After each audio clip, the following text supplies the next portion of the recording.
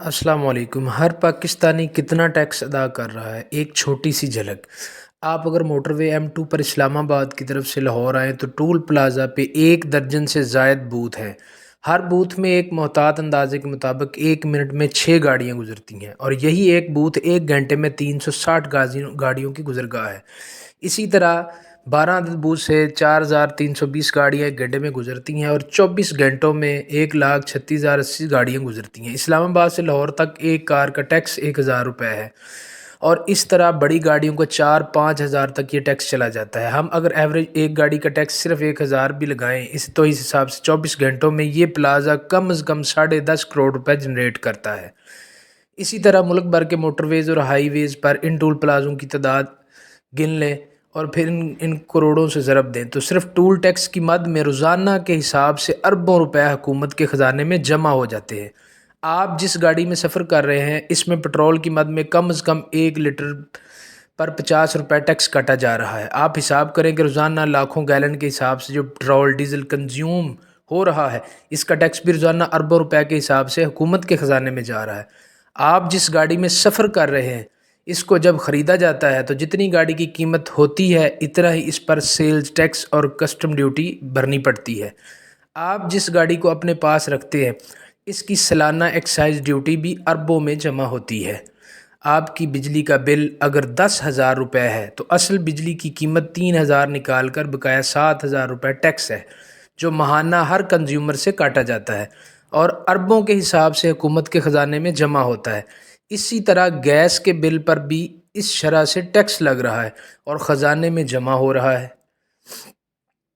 आप एक medical store से 300 रुपये की दवाई ख़रीद रहे हैं। एक मोहतात अंदाजे के मुताबिक इस पर तकरीबन 40 से 50 रुपये तक सेल्स टैक्स है जो कि ख़जाने में ही जा रहा है।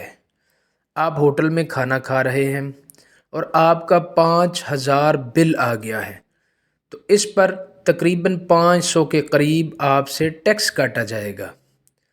आप अपने मकान का नक्शा पास करवा रहे हैं और आप किसी भी डेवलपमेंट अदारे के दफ्तर जाएं तो लोगों की कतारें लगी हुई होंगी जिनसे 40 से 50 हज़ार रुपये फ़ी नक्शा फ़ीस जमा की जाएगी। ये भी ख़जाने में ही जमा होता है।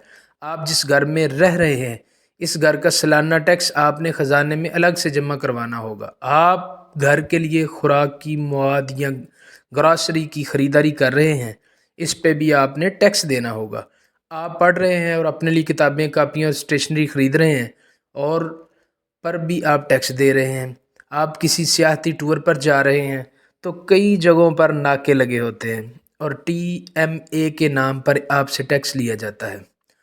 आप बैंक में अपने पैसे जमा करवाते हैं या निकालते हैं इस पर आपने टैक्स देना होगा और आप जितनी मर्तबा भी एक ही रकम निकालते हैं और जमा करते रहेंगे आप इस पर टैक्स देते रहेंगे।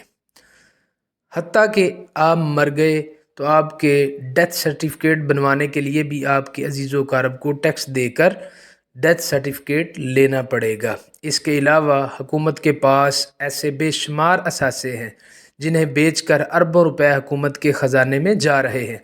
जैसा कि पिछले दिनों इस्लामाबाद के ब्लू एरिया में CD ने अपना चंद कनाल का प्लाट 8 अरब रुपए का बेच दिया। ये ना पहला प्लाट था और ना आखिरी है। मैं नहीं समझता कि मेरे पास अगर चंद मरले का कमर्शियल प्लाट होता है तो इस एक प्लाट से मेरी ज़िंदगी शानदार गुजरती है, बल्कि मेरे आने वाली नस्ल भी इससे भरपूर इस्तिफ़ादा करती है। मेरे पास अगर छोटा सा कारखाना हो तो हमारी अगली नस्लें इससे फ़ायदा उठा सकती हैं।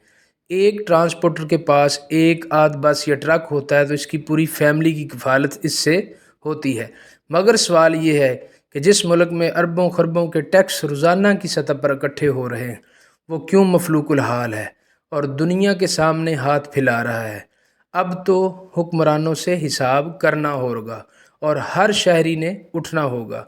सियासी जमातें बेशक कुछ भी ना करें मगर हमने इस मुल्क को बचाना होगा। हमने इस मुल्क को बचाना होगा मगर हमने इस मुल्क को बचाना होगा। किसी ने दुरुस्त कहा था कि जिस दिन तुम्हें पता चल जाएगा ये नीली और लाल बत्तियां तुम्हारे टैक्स के पैसों से आती हैं उस दिन तुम ठीक हो जाओगे, तुम्हारे हालात भी ठीक हो जाएंगे और तुम हुकूमत भी दुरुस्त लाओगे और वोट भी दुरुस्त कास्ट करोगे।